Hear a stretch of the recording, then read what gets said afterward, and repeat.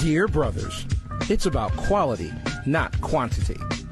So guys, it should be your conversation, the way you flow, your presence is enough for a woman to want to be around you, not how much money you spend. Dear sisters, it's about knowing your value. My sisters out there, don't be afraid to scare a guy off just because you have standards. Dear brothers, dear sisters, it's time to come together. Blah. Welcome to another edition of DBDS Live. Listen, I'm your host, Mel Money, and I'm here with my DBDS brother, my co-pilot, the personal life coach, my brother Carl. How you feeling today, my man? Man, I'm doing awesome, brother. How's it going? Woo! Listen, I'm feeling great. Listen, because the Dear Brothers, Dear Sisters website will be up and running within a few weeks, man. I'm so excited about the feeling, man, because the thing is, man, the site is going to be dedicated to people that can work on their self-image. Listen, if you have no one to talk to, or if you're looking to help with your relationship issues, then the site within itself will have coaching sessions. It will have courses to unlock your potential. That's the thing that we're aiming for. Also, if you need more help with your growth, listen, we have a book out there right now called Dear Brothers, Dear Sisters, Listen Up. Make sure you get yourself a copy. This is the catalyst that can guide you in the right. So this way you can invest more into yourself. That's what it's about. And I'm excited about the website. You know, how you feel about the website? Anything you want to add, Carl? Yeah, I definitely. Like I said, it's going to be phenomenal. Said before, just the help out there for our community. We talk all the time about wanting to have sound relationships and healthy relationships for our communities, and everything is going to be in there to build that. To even take you to a place where you're able to want to date again. Sometimes we get to this place where, man, do I even want to start a relationship? We can take you from 0 to 60. With that. So that's going to be the part right there. And having that, like I said, the coaching, the different blogs that'll be on there, the motivational videos that'll be on there just to get you through the day and stuff like that. So, it's going to be phenomenal. Like I said, I tell people, just get ready. Absolutely. I mean, the thing about the site is everything besides the coaching, which yourself is a part of, besides the courses and the book, everything is all under one hub, right? So on the Dear Brothers, Dear Sisters website, you'll even have every single episode of DBDS Live, which some of our amazing guests that have been on the show. And some of those, outlets it'll be on is Amazon Music. We got you. Podbean. We got you. iHeartRadio. We got you. Spotify. So this gives you a chance to listen to these gems, spread the wisdom out there for the people. And I'm pretty. Since we always touch on mature topics, today's topic may be controversial, but to all the people that are open-minded and my sisters that are looking to reevaluate themselves and reinvent themselves for a monogamous, healthy relationship, today's topic is titled The Real Qualities.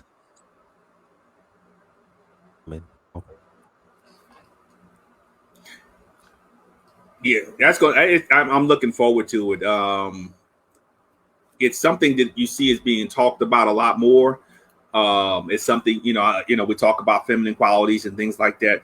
I always say femininity wins. It's attractive, it's sexy, it's just, being necessary, it's being who you're supposed to be as a woman. And and again, we can go back and forth. Yes, masculinity and femininity exist in both people, but which one dominates you?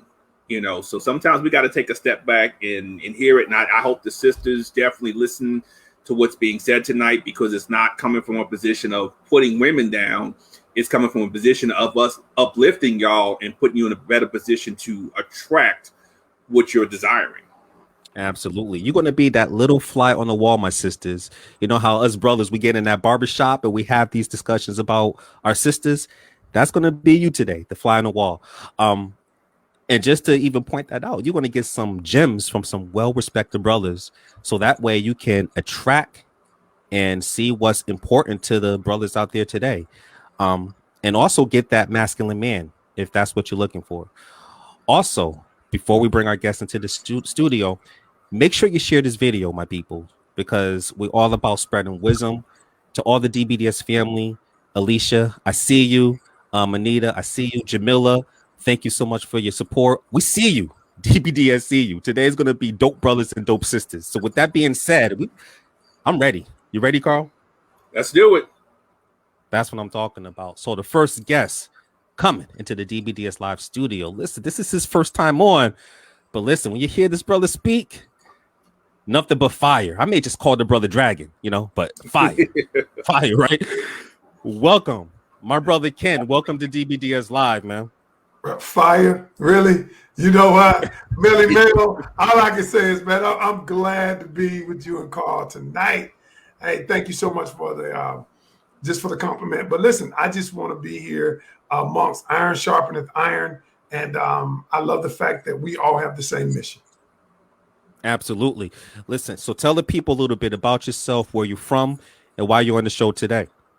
A little bit about me. I'm a personal development and relationship coach.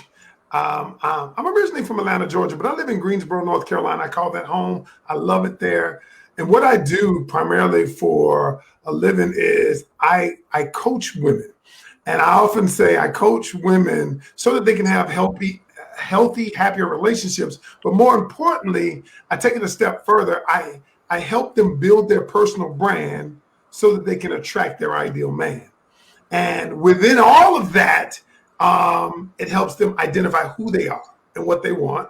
It helps them to clarify and communicate the messages that they need to. And then when they get in a relationship, I actually help them identify the areas and the things that they need to improve upon by giving them knowledge and practical skills that help them every day navigate the complexities of modern day relationships. Woo! I like that, just to get it from a different perspective, because sometimes I see the woman coach up there, such as, Susan Scott, who will coach the men out there. And I see brothers as you coaching the sisters. I think that's very important to get both sides of the spectrum, right? I think that's very important. Man, it's a blessing to have you on the show, brother. Thank you once again. Thank you. Appreciate you. Next brother coming into the DBDS live studio. He was here before. Always dropping gems every day in the DBDS group. My brother, motivational speaker Lemar. Welcome back to DBDS Live, man. Thank you for having me. What's up, Ken? What's up, Paul? What's up, Lemar? What's going on, guys? Yes. So listen, we have some new viewers. So tell the people a little bit about yourself, why you're on the show today, and where you're from. I'm from Queens, New York. Oh. I'm a motivational speaker. I also focus on relationship as well as my man Ken. I'm on the show really because I'm starting to see relationships and where they're going, and with the pandemic, with TV, with the whole social media. That's something where I'm focusing on more, because it's not just the relationships we have with the spouse, but also with our family, our friends, co-workers. So that's where I'm really targeting my audience now in that area, just to get them from a bad credit relationship to a great credit relationship. And it starts with yourself. Absolutely, man. Everything starts with self, so it's a pleasure for you to be back on. And these two brothers right here, as well as Carl, all three brothers, man, everyone has this amazing wisdom that they bring to the table. So I appreciate you coming back on, Lemar. Thank you. Absolutely. Now, I believe that this is the perfect topic to touch on, because, listen, my sisters out there may not have an idea on what habits that may be counterproductive to the kind of man you desire. And, I'm referring to the traditional man, the kind of man who's a leader, a protector, a provider. But if you're looking for a masculine man, then today's show, we are going to touch on those feminine qualities that we deem that can help you get the kind of man you're looking for. But before we dive deep into this topic, we do have an anonymous section where people post their thoughts, their issues, and they look for us to guide them in the right direction. So I have my brother Carl read a letter. Take away, my brother. DBDS letter. Been feeling so lonely and like something is up with my boyfriend. The other day, he talked about us being intimate all day long. Said we would work up the feelings to that night for excitement. Then when I get ready to come to bed, he has his back turned, earplugs in, and reading a book. I walked in naked. I tell him, hey, I'm here. He looks at me from the corner of his eye, quickly turns out the lights. doesn't touch me, reach for me, nothing. So I lay there and cry myself to sleep, which is becoming the norm. I wake up the same way. He doesn't try to hold me or touch my skin. If he does hold me, he has all the blankets between us. I know he has been under a lot of stress at work lately, so maybe he just doesn't want anything else right now. Usually he falls asleep on his recliner. I go to bed alone. He gets up at 4:30 a.m. to faithfully work out, so I wake up alone. Yes, I've tried telling him how I feel. He says I'm so dramatic. That shuts me down, so instead of telling him, now I just cry when I'm alone. My best friend said something to me the other day that has really stuck with me.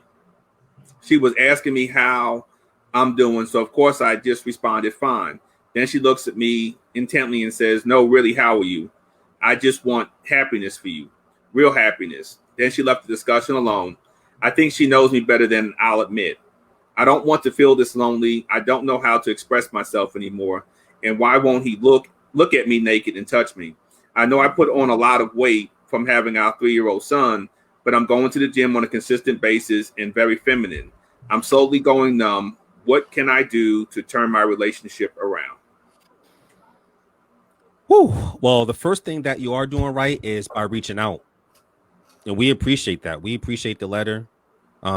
See you in the chat room looking at the show. We greatly appreciate it. But don't worry, we have some great men that can give you some well-worthy advice. So first, I'm coming to my brother Ken.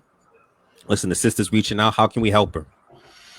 So the first thing, let's deal with the elephant in the room. Okay. If he's turning his back, I took notes here. Let's take it step by step, and I'm not going to hog the time, but I will say this much. Number one, he mentioned, hey, intimacy all day is what she said. So obviously he knows there's a problem with it because I don't have to talk about the things we don't have problems about, right? Number one. All right. Number two, he's obviously saying that because he's trying to hype himself up. And what I will say is there is a deeper issue going on here. And the deeper issue, whether he's unattracted to her right now, but there's a deeper issue that he's unwilling to talk about. So what he does is he deflects. And he deflects, I call it fogging. He puts it on something else. He puts the fog on something else. So what he says is, you're just a drama queen. You just dramatic. You're doing all these things so that I don't have to deal with the emotional trauma or the emotional issue that you have. Now, here's what the first thing I'll tell her to do. Number one is don't allow him to deflect. What I always say, address the issue that's at hand. If he says you're a drama queen, he said the reality is operate in your feminine energy. Don't raise your voice or anything. Say, listen, the truth is I'm not a drama queen, but I want to discuss this particular issue. I feel as though you're not attracted to me. Let's discuss that. And if he still is unwilling to discuss that, that tells her all she needs to know, that the truth is he isn't.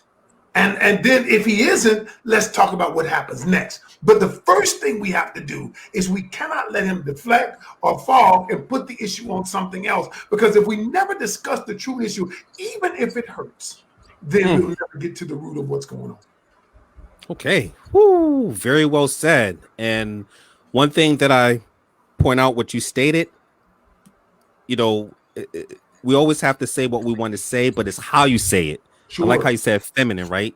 How you say it, that matters the most. I'm coming to my brother Lemar. What advice you have for the sister? What's your insight? One, I'm so sorry that you got to deal with something like this because, especially, for men, it got to be something like Ken said. It got to be something deeper that he's just not mature enough. I'm going to say that because I'm pretty sure you're mature enough to, have that conversation, or he's not mature enough right now to have that conversation. What was going on is that he's trying to prep himself, convince himself like, I got to do this, but then something may be clicking that when it's time, he's nervous.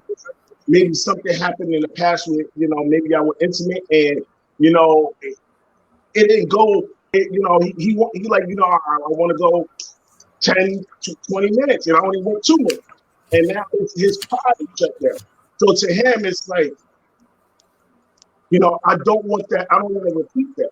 So I think there's something internally that's going on with him that he feels like All right, I can't come out and say so. I'm just gonna say you're a drama queen. Oh, you're overthinking it. Oh, I don't got time for this, and brush you off like it's nothing. When really the conversation, it has to happen. You have to sit down and say, listen, it's not just affecting me. This is affecting our relationship, and we're going in this relationship. And this plays a big part.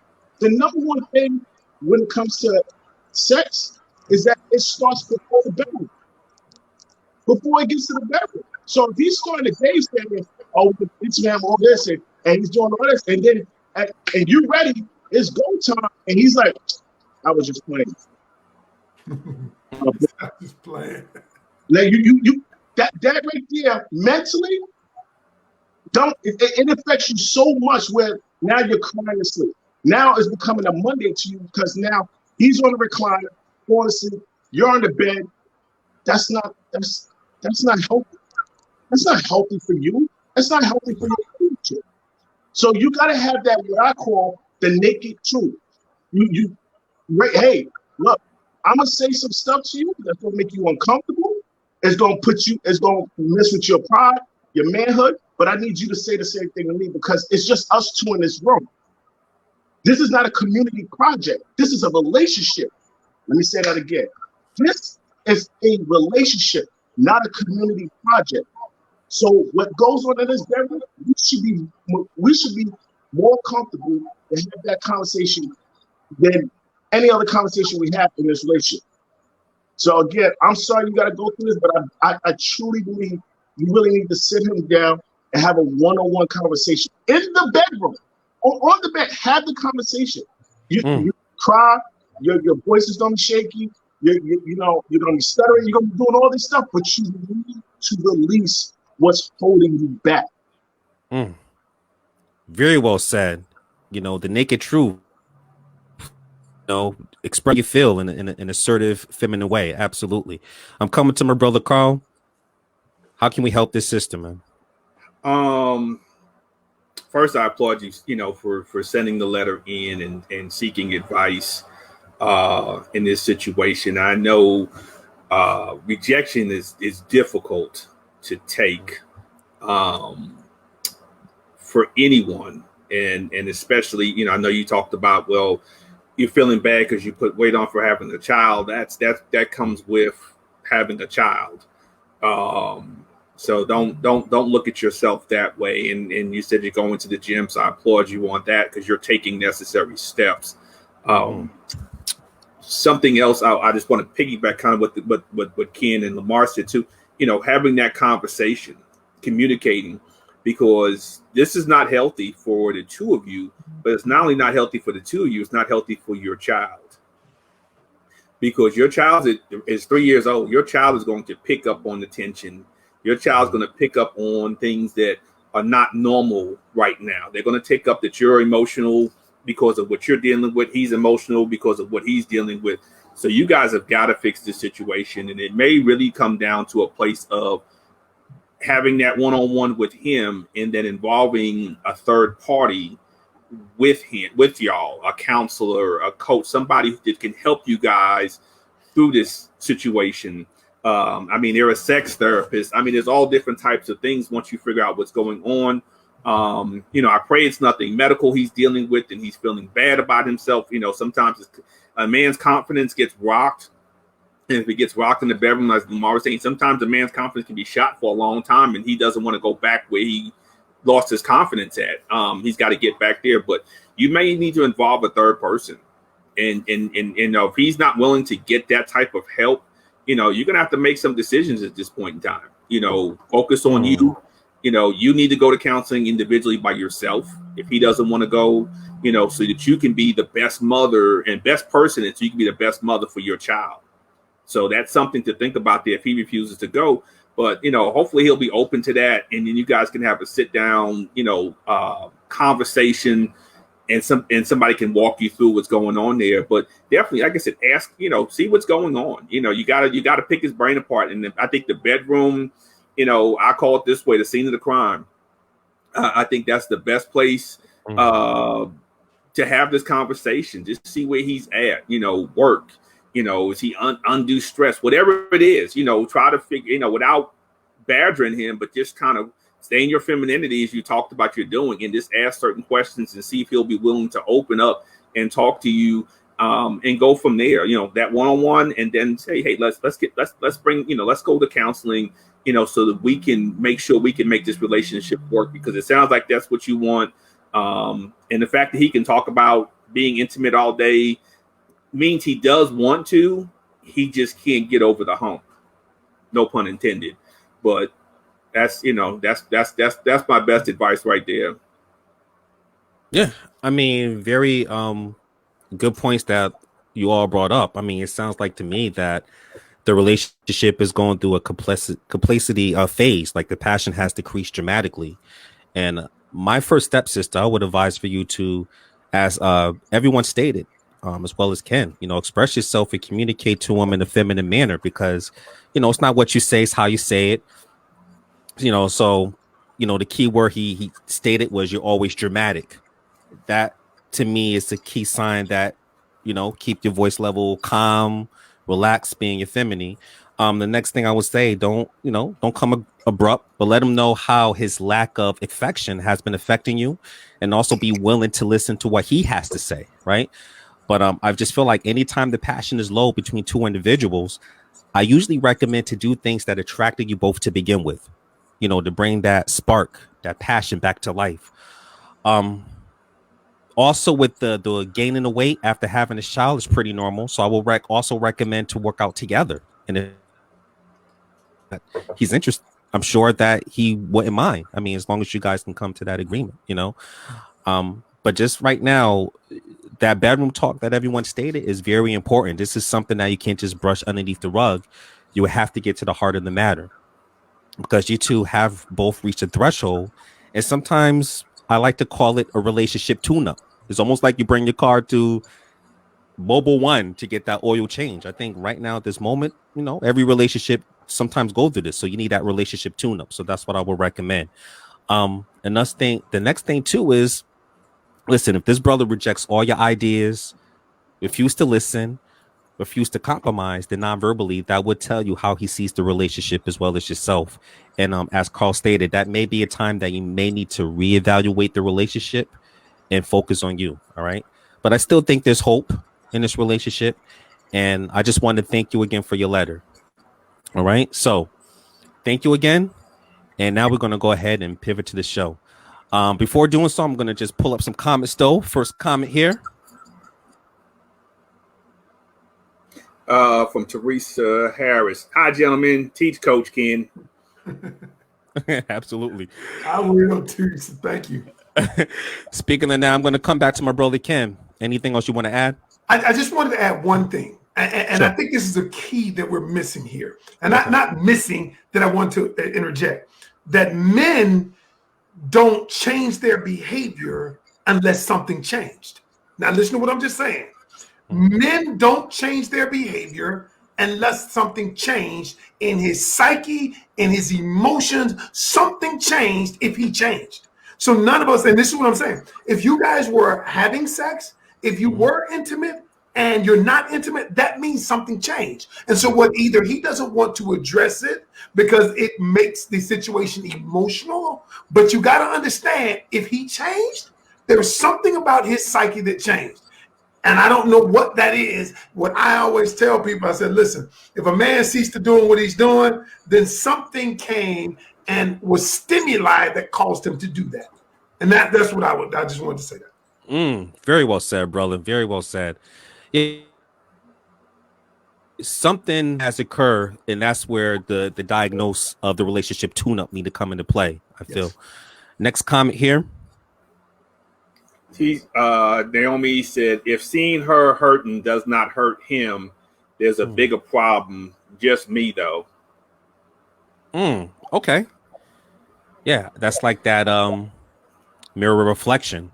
You got to see that's where the hard conversation has to come into play. And I'm just going to pull up something quick. The sisters are listening today. They got their ears, wide open. Mm-hmm. Some people got their wine glass. People taking notes. We appreciate that. We appreciate that. So we're going to go ahead and pivot to our show, the real qualities of a feminine woman. And the first topic that we're going to touch on is, man, nurture his soul. I'm telling you, this is so important. It reminds me of that song from Destiny's Child. Let me cater to you. You know, if you have a good man, you know, nurture his soul. So this is my thoughts on this. A woman who has, I feel, the nurturing instinct shows that she has the ability to apply that natural affection to her man, which not only relax him and diffuse any negative energy that he's going through in the world, but it also has that effect to propel him to the next level when he has that nurturing feeling, right? So I'm coming to my brother Lemar. What are your thoughts on this particular topic? I think that's the most important thing. It's one of the most important things in a relationship where a woman can just, right off the bat, just know something is wrong. Versus her saying, what's your problem? Why are you mad? Are you acting funny? Why are you quiet? Rather than starting it there, I think if you know your man, you know that something is off with him because his vibe is never like that. So come to him and talk. Sometimes like a regular conversation of, hey, how's your day going? How you feeling? Like really, how are you feeling? Like, is this something you need to vent? Is this stuff that you need to get off your chest? Is it, what's going on in your mind? Is it, things that's going on in your past that keeps coming up? Whatever it is, like sometimes dig deep into what we deal with as men. Sometimes we could be just driving to work or driving or sitting on the couch and something just comes back in our mind about childhood or situations that happen.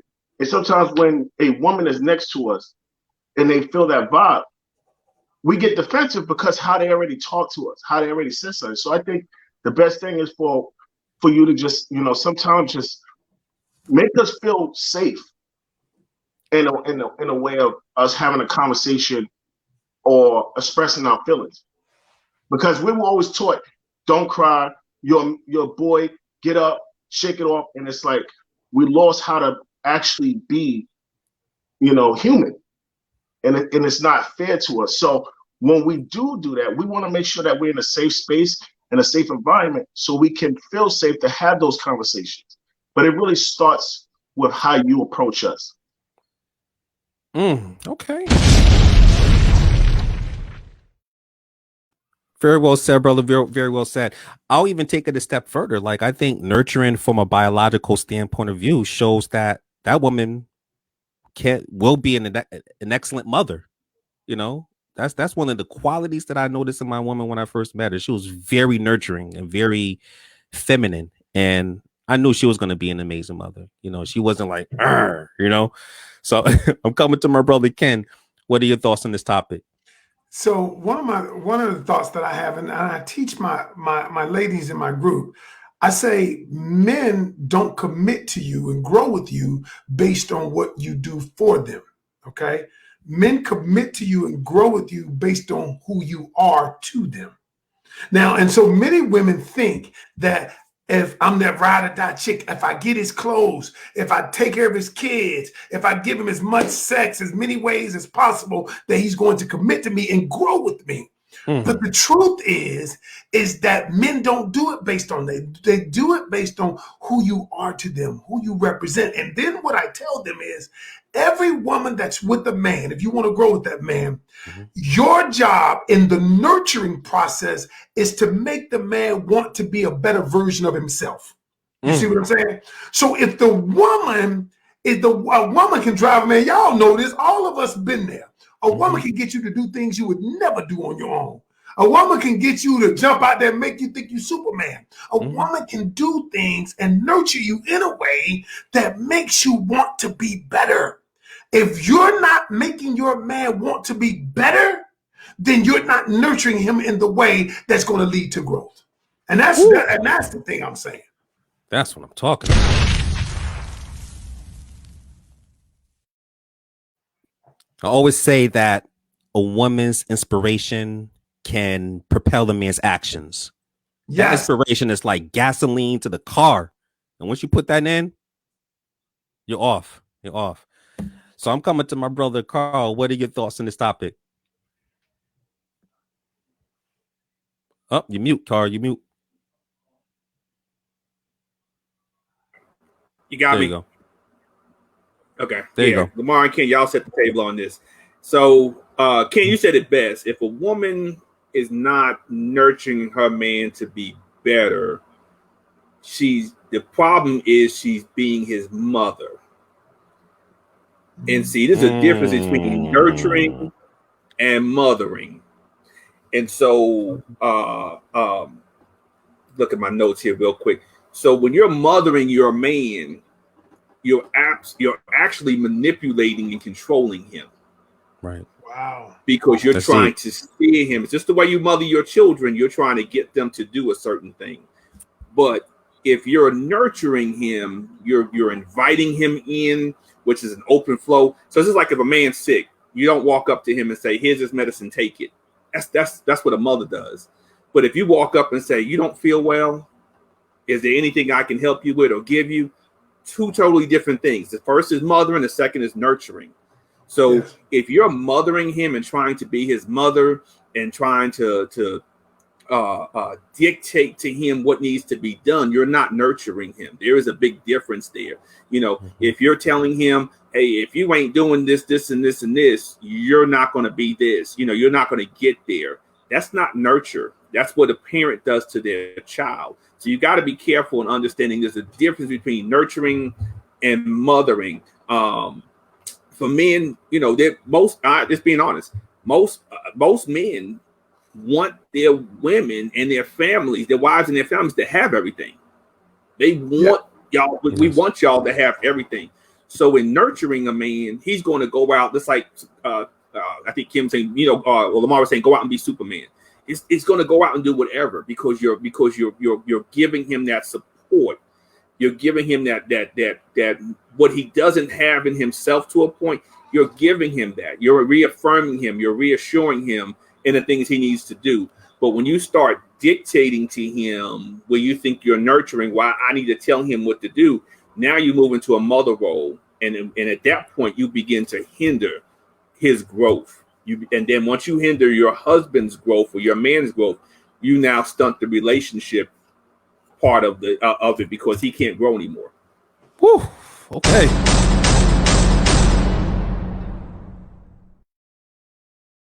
Facts. So I have a follow-up question on this one because, you know, the premises of today's show is to look out for our sisters, right? To give them those gems so they can get the kind of man. So what about a man, some of these brothers out here, which I don't agree with, they want the woman to do everything, man. They want the woman to be the protector, the provider, every single thing underneath the pillars, right? Sometimes I think our sisters get caught up nurturing the wrong man. They do fall into those mother and child relationships. So, Carl, I'll come to you. What would you tell a sister? How can she tell the difference between a man that's really nurturing, you know, the right man for her to nurture his soul compared to a man that's taking advantage of her? Like, do everything, you know, the man just, how can you tell the difference? If he's got vision, you know, you want a man that's got vision and purpose. Okay. You want a man that's got drive. You know, if he doesn't have vision, purpose, and drive, he's no good. You know, I always go back to the dating. You gotta have the interview process. You gotta ask those questions. You know, and if he's not including, if he's not saying we in his vision, you're not part of the vision. You're just gonna be his mommy. Literally, you can't nurture that man because he's not saying we in the vision. He's not saying, well, I see us, even if he's starting a business and that's his vision. And he's like, you know, when I get us here, you know, you hear the us, when I get us here and with the business, when we get here with the business, that's a whole different ball game. But if he's saying, well, once I get my business here, you know, then we can look at what you want to do. You know, that's not including you in the vision. So make sure you got a man that's got vision, purpose, and drive. That's a man you can nurture. Anybody else? Get the bottle milk ready. Woo. Okay. You know, this show, man, the sisters are listening. They're in the barbershop. They're that fly on the wall listening to us drop some gems. So I'm coming to my brother Lemar, man. how can a sister tell the difference? Because there are some men out there that take advantage of a woman's emotions. And sometimes a woman feel like if I nurture, then hopefully he'll change to that right man that I'm looking for, you know. And 9 out of 10 that does not work. I mean, I'll say 10 out of 10 that does not work. So what are your thoughts to help our sisters out here? If you have a man like that, run. Just run. Really run. But really, honestly, the habits. What is he doing? Is he getting up? Is he getting up and really setting the tone for the day? You know, his work, his family, his health. You know. Listen, we like Carl said, we. You know, me and you equal us. You know, what's our weekly goal? What's our monthly goal? What are we trying to accomplish? We can chase money and we'll always be broke. But if we chase that lifestyle, we're always pushing each other. So that's one, you know, that's things that you need to have in a relationship. If he goes in there in the first month or the first couple of months, you know, he's a great guy, and something hits the floor, you know, hits the fan, you know, and you know, now he's just in a depression. It takes him to get out that depression. You can support him and you can coach him and do that, but it all starts with him. You know, you have to sit there and monitor him. You know, that safety net is gone when he gets in that relationship. You know, he's building this lifestyle with you. So those things are I'm gonna do this, and, you know, you do that. Don't ever put yourself in a bad way. Like I always say, you know, don't ever lower your standards. Make him step his up. Okay.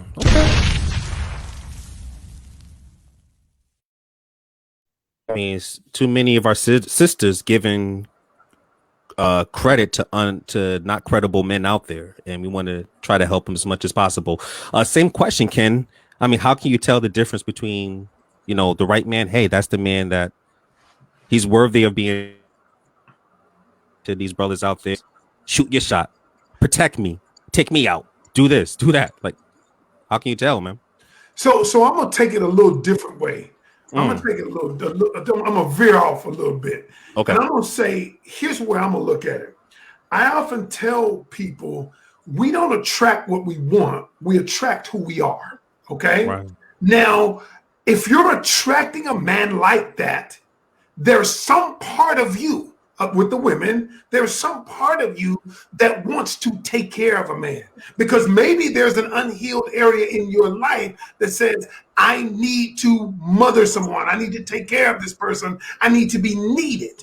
And so what happens is, the first thing is, a person has to identify what's in them that keeps attracting this man, if they've attracted this type of guy more than once, because there is something in me that needs that. We attract who we are. So what I'm saying is, there's something in that woman that says, you know what, it's okay. I have a need to be needed. So I take care of this guy. I do everything for him. I do his clothes. I do this and I do that.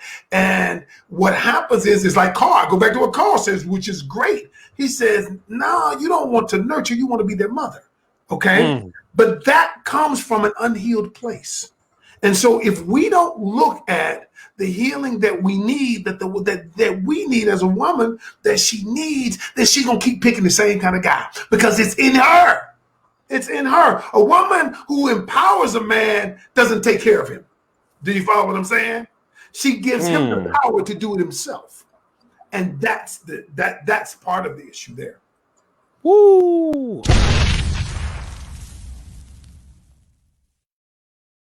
I always state that relationships are reflective, and sometimes I hear our sisters out there that, you know, the old term, like, if there's lemonade, you know, make lemon out of lemonades. But if you can, there's a variety of different fruits out there, right? There's pears, there's cherries, there's apples. You just have to reprogram your mind. You have to reinvent and reevaluate yourself. I have some really good comments. The people are in today. So I'll come to this comment right here first from our sister Naomi. Go ahead, Carl. It said, so if we bypass the men with no vision and purpose, we are ostracized and called gold diggers. What gives? So Naomi, let me rephrase. Okay. I understand why you asked that question, but here's the problem. A man, we're talking about a man with vision, purpose, and drive. We're not talking about his wallet.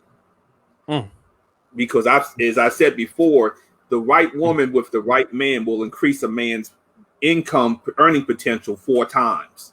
Yes. So if you got a man that's making $40,000 a year, but he's got drive, vision, and that purpose with him, and you're the right person, you can take him to 160,000. That's not being a gold digger. But when you're looking at a man and saying, well, if you're not making $95,000 to $100,000, I'm not dealing with you.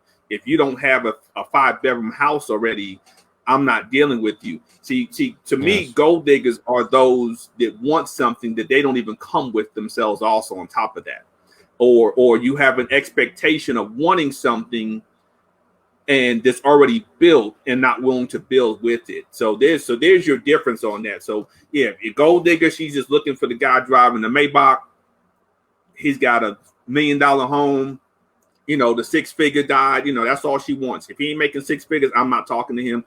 But if you got a guy, you can have a guy that's got like I said, making $40,000 a year, but he's got purpose, drive, and vision. He just needs the right that 8th rib to lock in. And now he's at 160, 200,000. So, yeah, that's a really great question. First, I got to drop the bomb. That was pretty hot what you stated. I mean, the thing is, my whole thing is, you always want to put character first before money, before popularity. Character should be the primary essence whenever you're out there, discovering that type of man. Because just a quick story, Denzel Washington and Pauletta Washington, Denzel wasn't this big movie star before he got involved, man. This guy was struggling doing Broadway plays. Pauletta seen that vision. And at that time, she had more money. But she knew his character. He was ambitious and everything.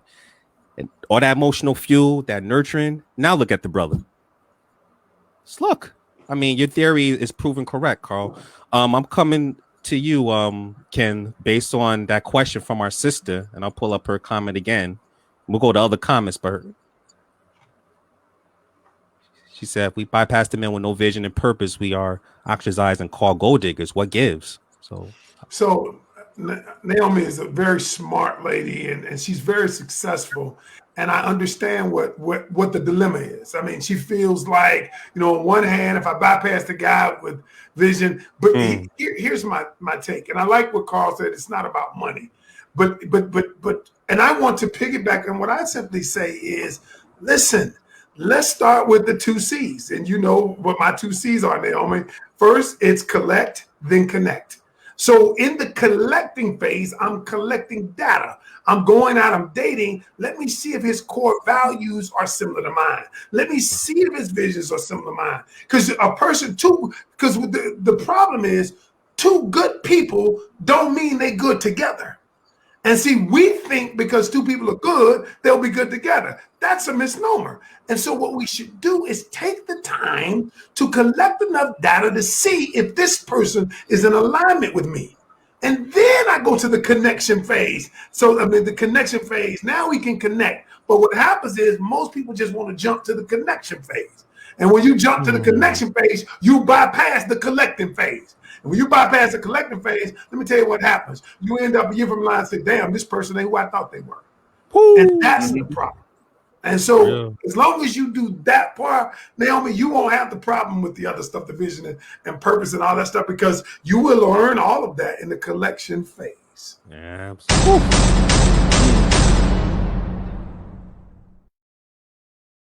Very well said, brother. Coming to my man Lemar. Man, we're just on one topic, but I'll come to you, Lemar. Do you want to touch on Naomi's comment? I'll pull it up again, and we'll go to some other comments. I agree with Carl and Ken. I really agree, and I think it's how you structure how you lay out your foundation.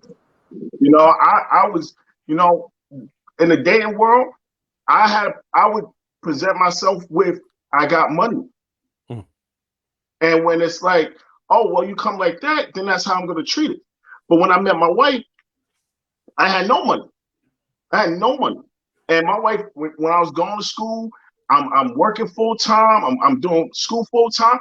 She saw something I didn't see, and looking back, and I'm saying, she used to wait for me when I got out of class at 11. Okay. She used to give me money for lunch because she knew I only had $20 after I paid over the bill. Like, she used to help pack lunch for me.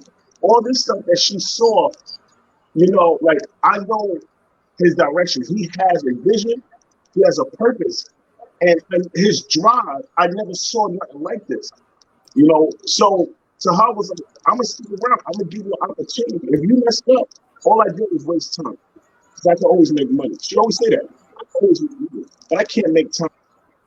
And from that point, and then 13 years later, my wife is like, money don't lose me. So whatever the type of money I make now, she's like, that doesn't, you can lose it all tomorrow. But the respect that you give me, the love that you give me, the way you treat me, that's something I can't go buy. Macy's don't sell it. I can't get that on a Ross or Clarence. So I think honestly, it's just really laying out your foundation from day one, laying it out and making sure, like, hey, this has to stand. It can't be on the stand. It has to be on gravity.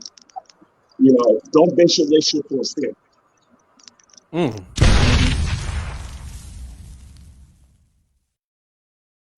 Here's my thing, my sisters. You don't want to set yourself up in a trap where if you put in money as the primary focus, it may set you up in a trap with the wrong man. Because my thing is that man could use that money as a way to manipulate your emotions, your feelings, and everything like that. It's easy for financial wolf. I call them financial wolves out there to drop money down and take advantage of you. But for a good catch, a masculine man, he's going to put in the effort to take the time to get to know you. He's not going to just throw money at you. All right. So let me just pull up some other comments, man. This is such an awesome show. Let's go next comment right here from Jamila. I had to learn that 100% with nurturing his soul. Okay. Appreciate that. Next comment from Jamila. What she said? She said, "Preach, Ken." Yes. All right. She caught the Holy Ghost. All right. Next comment from my man Eric. Eric said, money, positions, and success has replaced femininity. Ooh. All right. Before we even go to a commercial break, and it may be only a last commercial break, but I want to touch on that right quick.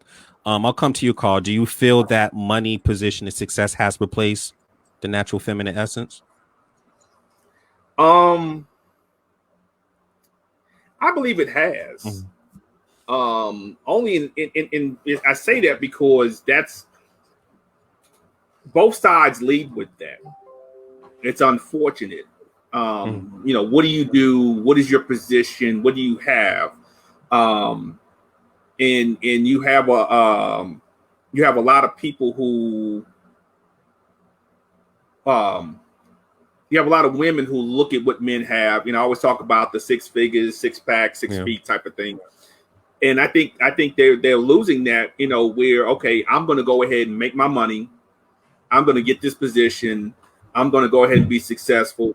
And truly, it's happened more in our community, the African-American community, than any other community, where a lot of our women are being taught to do without a man.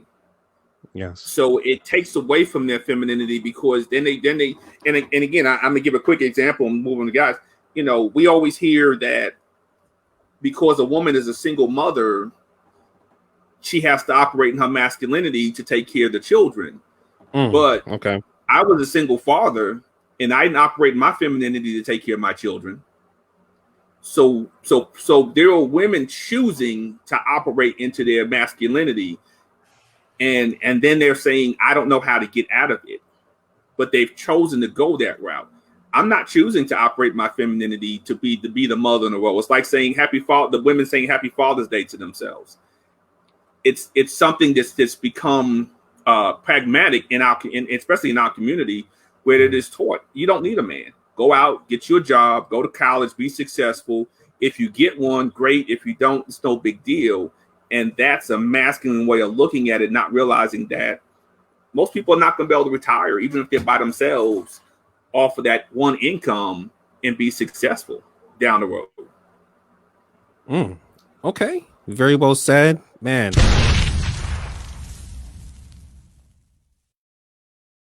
Coming to you, Lamar, do you think money, as well as everything else my man Eric brought up, money, position, and success has replaced femininity? I have to agree. I agree. You know, in some areas, money has so much stuff that you're trying to accomplish, stuff that you're trying to do. I think but also there's like a gray area in that because at some point when you're like Carl said, 6 figures, 6 feet, everything. At some point, you got to look back and say, I make 6 figures guaranteed. Wake up, I'm making this money. I wake up, I'm my own boss, or I'm in a position where, really no one could tell me anything. But then at that point, it's like, you ask yourself, is that really, now what? You ask yourself, now what? Where do I go here? So now you have all this money. So your main focus now is really finding real love, not money love. That's what I call when people just, we doing this. Oh, that's money love. When you find real happiness and you find your health, and that's when you start focusing, your life around. Like, I want to live so I can enjoy this 6-7 figure money, and I can live this lifestyle. So I think it's important where now you start finding what's important to you, when you get to that point where money is really not, your main focus. It's a focus, but it's not your main focus. Okay. Gotcha.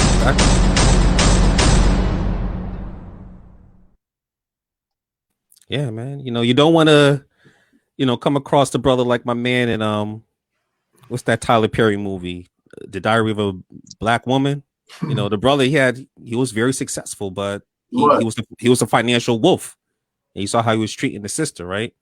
I'm coming to you, Ken. Do you agree with my brother Eric as far as I'm gonna be the contrarian again. No, I don't believe money, position, and success has replaced femininity. Here's what I do believe. Okay. I believe that, like Carl said earlier, all of us have masculine and feminine energy, right? I feel like they don't know how to balance their masculine and feminine energy. The problem is not that you have it. The problem is you don't know how to balance it. You don't know when to use. So now I've assumed this masculine energy, that is the prevalent energy when I go into the workplace, when I go out there, I'm making this money, I'm in this position, because let's be honest, in the world that we're in, masculine energy prevails in the business world a lot of times. You gotta have that, you gotta be that boss bitch to make this money. Right. The problem is that she doesn't know when to turn it off. She doesn't know how to balance it. So it's not that the position of the money is taking the place. It's just that because I've operated in that realm for so long, my natural realm of femininity, I'm not used to it. I'm not accustomed to it. I'm not used to balancing that when I get home. And so that's more or less the problem, rather than the positions, the money, and all of that. Because there are some women who make money, who are in the position, and they know how to balance it when they get home. Yes. Oh. Very well said. Very well said. Listen, I'm going to go to this next comment, then afterwards we'll go to a commercial break, but I think it's needed to be looked into. Okay, Carl. Oh, Carl can't hear you, brother. I'm sorry. There you go. They muted. It says, what about the women who want a man for, I guess it should be for them, but the man feels like he needs more money because of what she brings to the table, especially if she's not asking for anything except his time. I have you your thoughts on that, Carl, on her comment. I'll leave a comment up too. Yeah, I see what she's saying. And that's a confidence thing. Also, it's an insecurity thing.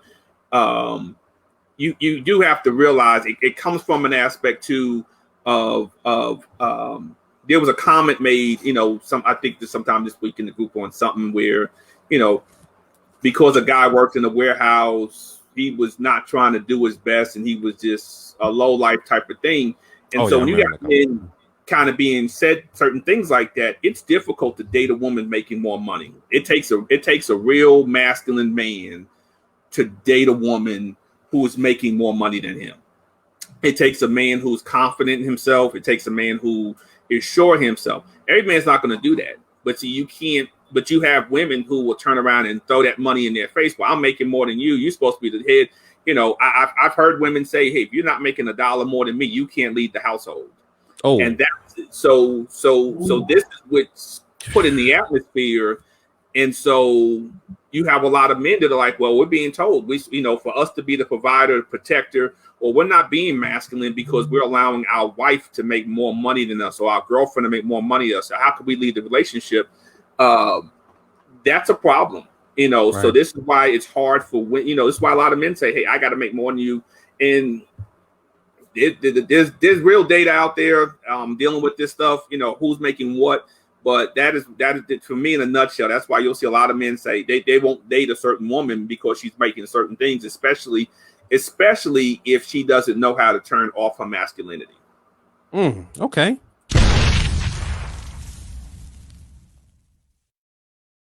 Very well said. This is why the key component for me is the character portion. That is so important. Like, if my wife was making more than me, we wouldn't never see it as it's your money and my money. We see it as our money. We don't parallel the two. It's ours, and she respects the fact that I am a leader and she loves the support. She's my counsel. You know what I'm saying? So that's the view we see things. Lamar, I'll have you give your insight on this comment right here whenever you get a chance to. I think really just leaving that comment open, we gotta go back where, like Paul said, money plays a big factor in relationship. And marriage, that's one of the number one reasons why people get divorced. Sorry, Lamar, we're having a hard time hearing you, brother. Do you hear me? A little better now. Go ahead. So what I was saying is that money plays a huge part in a relationship. There you go. The number one reason why people get divorced is because of finance. So for a man to feel like, my confidence is low because I work at a warehouse and I'm only making $10 and she works at a corporate job and she's bringing in, 6 figures, really, did you get into this relationship for the money? Did you, let's be honest. If money is really an issue, if really you can't kiss her, you feel you want to have an attitude with her, you want to stonewall her because you're not making that money, why did you get in a relationship? Like what was the reason? So when you catching these attitudes and you stonewalling her and you being nasty to her, that means you're with her for the money. You're not with her to be with her, and this is what and women as well. Don't think because you make, I'm just saying, $10 an hour, and he got a corporate job. Well, you feel like, oh, he has to pay for everything because he make more money. So again, you're in this for the money. So again, we go back to what I said recently. That's sand. Your relationship is sand. And what happens when bottles in sand? Washes away. But if you lay out that foundation with that gravel, I promise you, that $10 that he making today, he could be making $20, $30. He could be a CEO tomorrow. So don't base your relationship. Don't base that off what money is. Money should never be an issue. You come together. We got bills. We got things we want to do. We want to go on vacation. Oh, God, you make this amount of money, you should pay for the vacation. Then I'm gonna go by myself. So my advice to you is that don't base your relationship on money. Move that out of the equation. Slowly. And I'm not saying go cold turkey, but slowly. Or put it all in one pot. Whatever works for you, but make it work without money.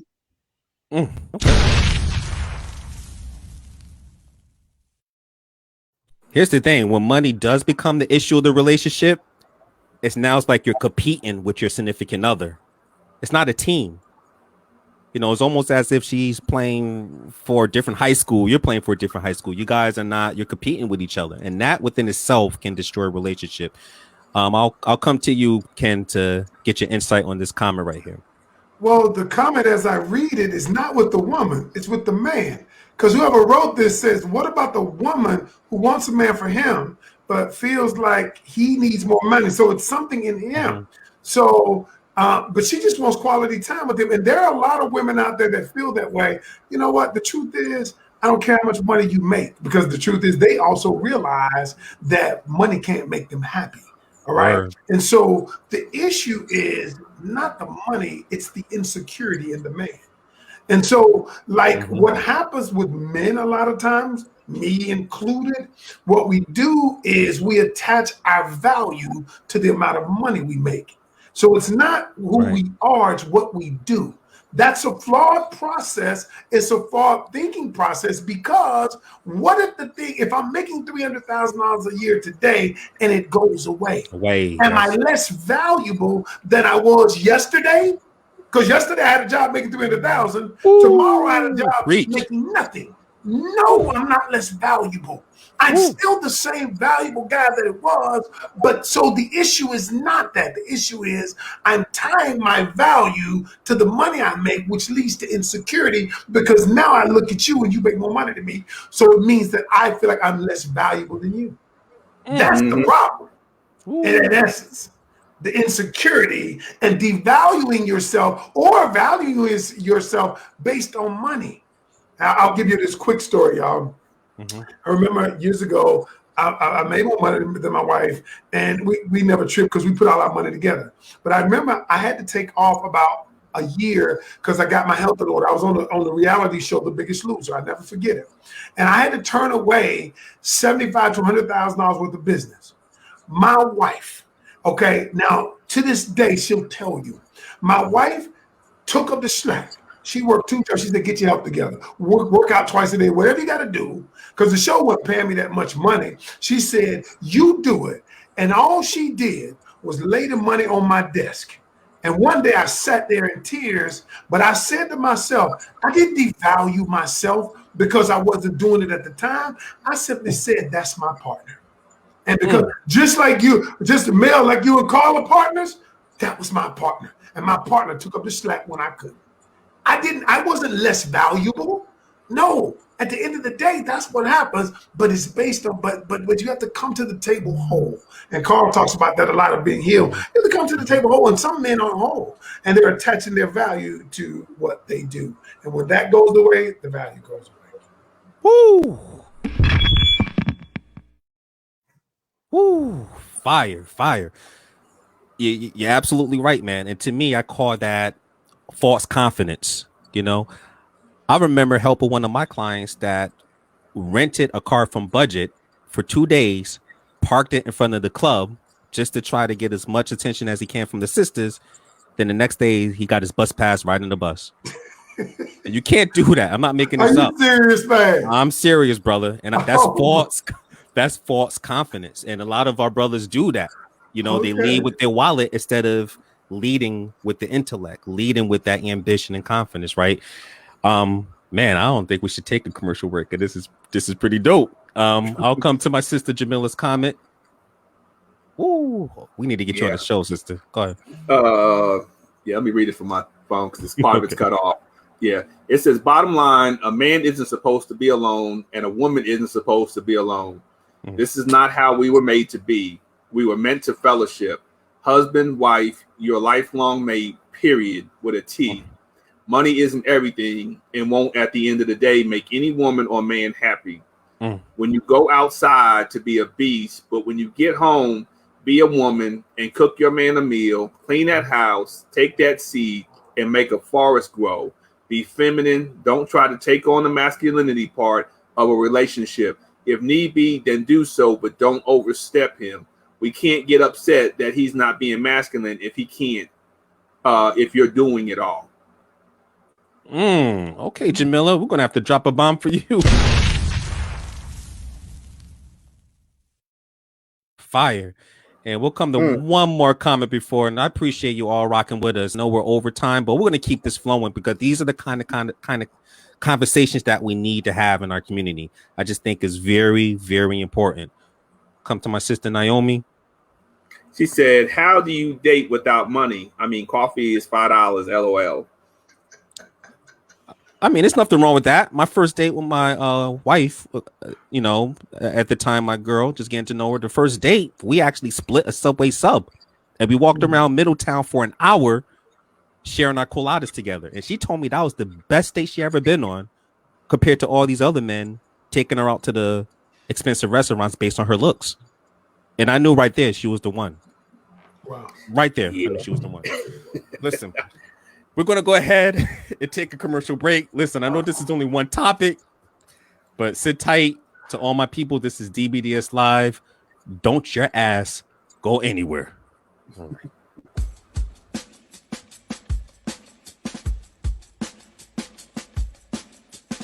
So many people are calling for police reform. And so because they're calling for police reform, they may not understand that there are many organizations who are already responding. And I feel like you have to really get to know people, see if they share the same core values as you before you get involved with them. I want to ask a question as to how we got to this place right here, where mask wearing, where COVID-19, where public health is all politicized. I really want you all to think about this. How do we get to this particular point? It's really a nice balance when femininity and masculinity can mix together and just create this awesome,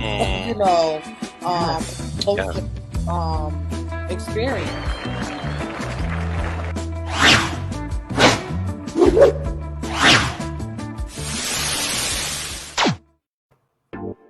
Are you single? Do you know about DBDSsingles.com? Are you ready to meet a quality man or classy woman? The DBDS brothers want you to know that love and loyalty still exists. So if you're ready to meet relationship-ready people, sign up today at DBDSsingles.com. Let's make love and loyalty dope again. Woo! Welcome back to the DBDS Live Studio. I'm here with my brother Ken, my brother Lemar, my brother Carl. And listen, we just been chopping it up. We've been giving some great wisdom as well as the audience. And today's show is titled The Real Qualities of a Feminine Woman. Before we get going, man, I'm going to give some shout outs on the Facebook. Our people's watching the show. So a special shout out to Jamila. Thank you for all your amazing comments, as well as Naomi. Shout out to Nate Carter. Special shout out to Teresa. Thank you so much, my DBDS sister. Shout out to Jess Marie, to Craig Cuffy. Appreciate you watching the show. Gabriella, thank you for tuning in. My sister Quiv Evans. My man Gotham from Bangalore, India, on the other side of the world watching the show. Shout out to you, man. We appreciate that.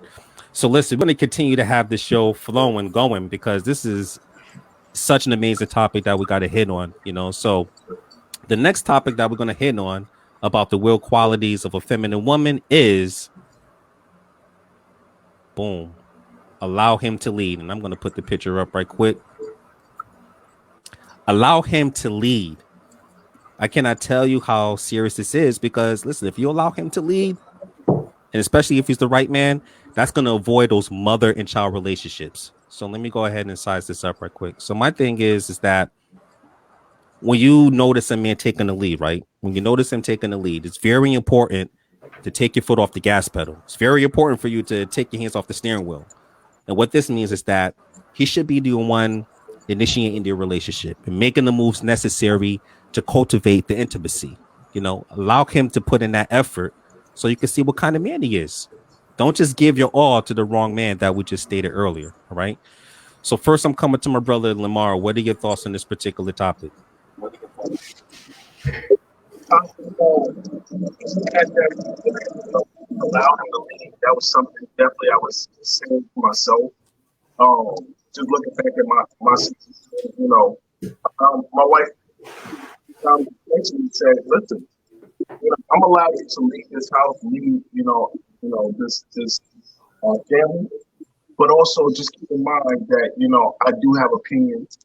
And so I think, for the women, most definitely allow him to leave, but make sure it's respectful. And when I say that, if it's you get your idea and he has his idea, just say, all right, we both have two different looks on it. Okay, we're going to use your plan first, and if it don't work, we're going to use mine. But respectfully, come together as one, and just be like, hey, we're going to start with yours, and sometimes step back and just play it. See if it works. I always say 1 + 4 is 5, and 2 + 2 is 5. 5. So we have to learn to just really sometimes let us lead, and if we're wrong, don't beat us up about it. We're human. We're gonna make mistakes, but be our backbone. Be the person that catches us and say, "All right, babe, that didn't work. Let's try it this way." Because we're a team. We're a team, and we are stronger together than separate. I'm gonna say that again. We're stronger together than separate. It's a we. It's a us. It's not a me or you. It's a us thing. To us.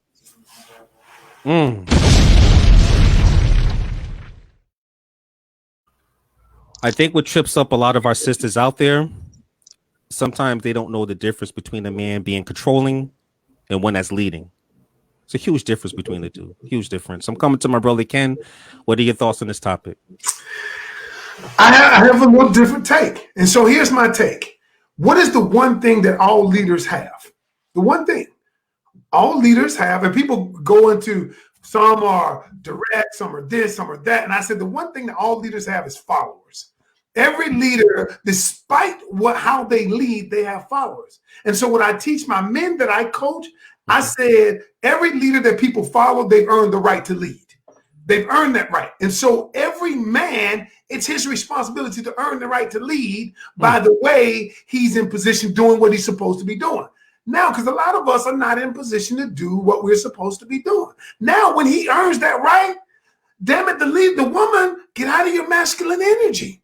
All right? If he's earned the right to lead, not based on because you believe you need to be in your masculine energy, you need to be, then what happens is the man needs to lead.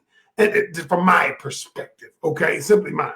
But what I'm saying is, but I understand the fact of women nowadays saying they don't want to follow a man who leads them into a ditch. I get that. Right. We all make mistakes though.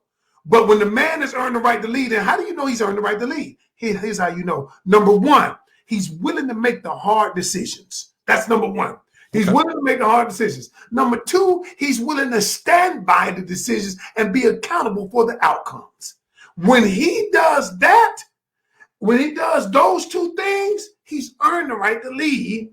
And you have to, and I think you should follow.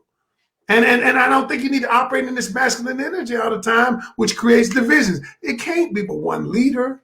Y'all, let's be honest. It can't be but one leader.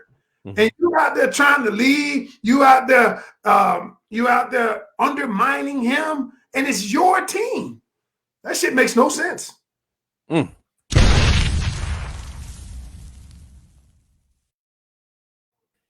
can you just imagine, and I'll use this as an analogy, the Chicago Bulls and all these great dynasties that led their teams to these championships. It wasn't two leaders, it was like usually just one making tough decisions. Can you imagine two leaders with two different perspectives? They'll be bumping heads. Sure. But here's the other thing. Can you imagine two people being submissive and it's not going anywhere? One has to be more assertive than the other. That's the balance. I'm coming to my brother Carl. What are your thoughts on this topic? I agree with both Ken and Lemar said. Definitely. When that man, I don't necessarily say earn, but when you got to give him a chance. And I think this is number one, women. When you meet a man, give him an opportunity to lead. Because if your thing is he's got to prove to you sometimes, you start making him jump through hoops. You start making him play games that he doesn't need to be playing. So Okay. a lot of men to lead. And again, I say this all the time too. A lot of women want a man to lead until he's not going the direction you want to go. But if he's got a vision and he's leading that way, you don't have a right to steer him someplace else. I use this as an example. If you guys have been married several years and he prays and he's like, God's telling us to do this, and everything is going well, he comes home and says, the Lord told me for us to move to the middle of Montana. You can't buck up and say, I'm not moving. God ain't spoke to me. That don't work. That's not the time for you to. You can't take the reins away at that point in time. And that's what happens a lot of times in a relationship where the man's leading, but he's not leading the way you want him to, or you feel he's supposed to lead. As long as he's not, like I said, taking you into the proverbial ditch, let the man lead, and compliment. When you get a man that's willing to take the lead and take the accountability and stand by his decision, he's making the tough decisions, give him affirmation on that. Thank him for that. Because from what we're hearing, there's a lot of women saying there's not men out there taking the lead. So if you got a guy doing that, say, hey, I appreciate you, you taking the lead and doing this, and this. I'm telling you, it goes a long way. Affirmations to men. I'm trying to tell you that. And if he's not leading, again, not according to the way you want him to lead, but you think things are off, hold him accountable. If he's being inconsistent on some things, there's nothing wrong with you can stay in your feminine state and still hold him accountable in the way he's supposed to lead, because leaders are willing to be accountable for those things. So if I'm a real leader and you come to me and say, Carl, you haven't been consistent on this and this and this, I have to take a look in the mirror at myself and say, you know what, you're right. I haven't. Let me fix that. See, leaders are about fixing things. Leaders are about teamwork. Leaders are about uplifting everybody and building and bringing everybody else along. And Ken said something about leaders have followers, but in order to be a leader too, you got to be able to be a follower. Mm-hmm. And see, that's a big problem for some people who don't know. They've never followed someone to learn how to lead. So if they've never seen it in their household, this is a plug for you ladies.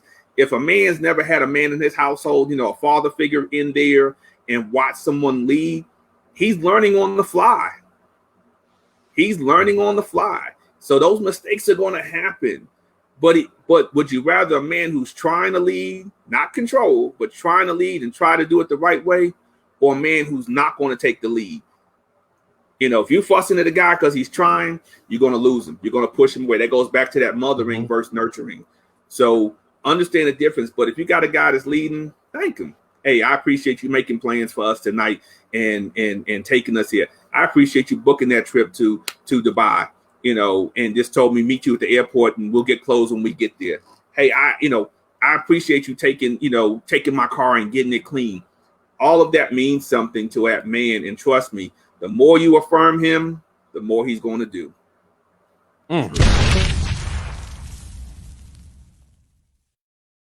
Yes, yeah. And I always state that, listen, ladies, first thing you want to notice, if he can't lead himself, he can't lead a relationship, right? Said we're going to take one. When we come back, it's about that time to have our Jerry Springer moment. So sit tight. This is DBDS Live. We'll be right back.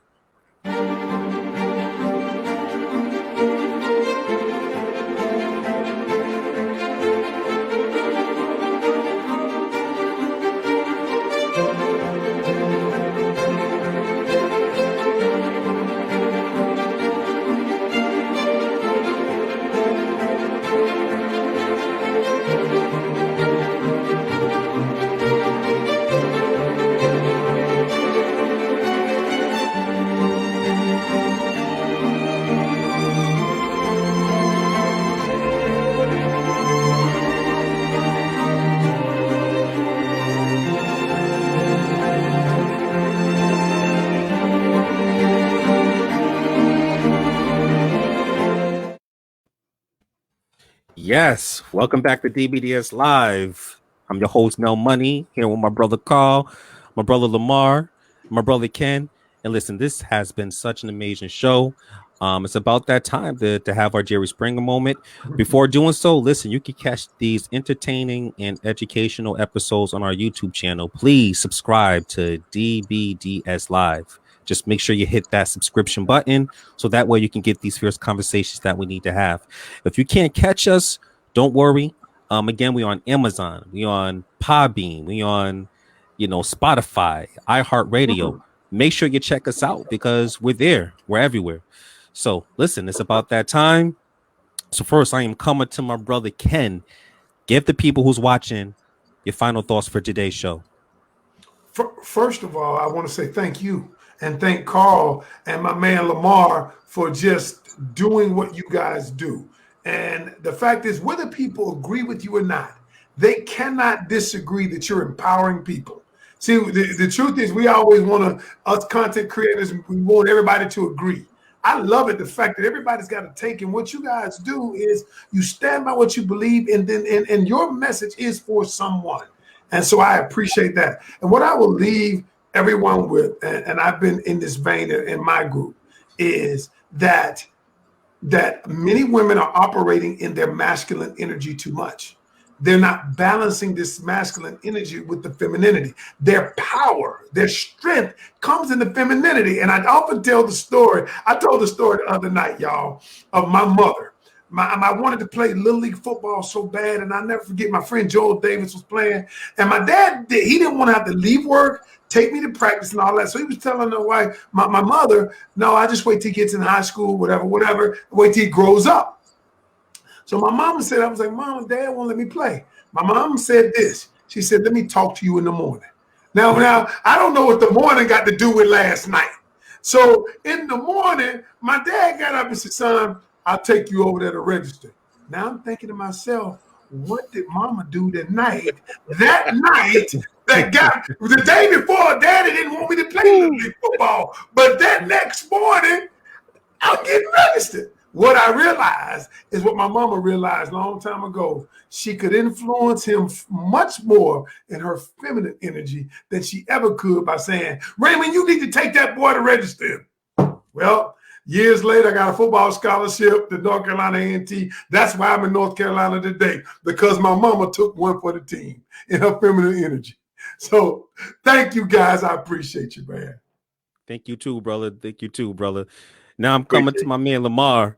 What are your final thoughts for today's show? One, thank you for having me again. I appreciate you, Mel, Carl, Ken, man. Oh man, Ken, just Jim, just hearing the gems is just, that just had me just go like, man, yeah. There's some. I love being around positive and value, and I say that everybody that's watching it is really writing down and applying it.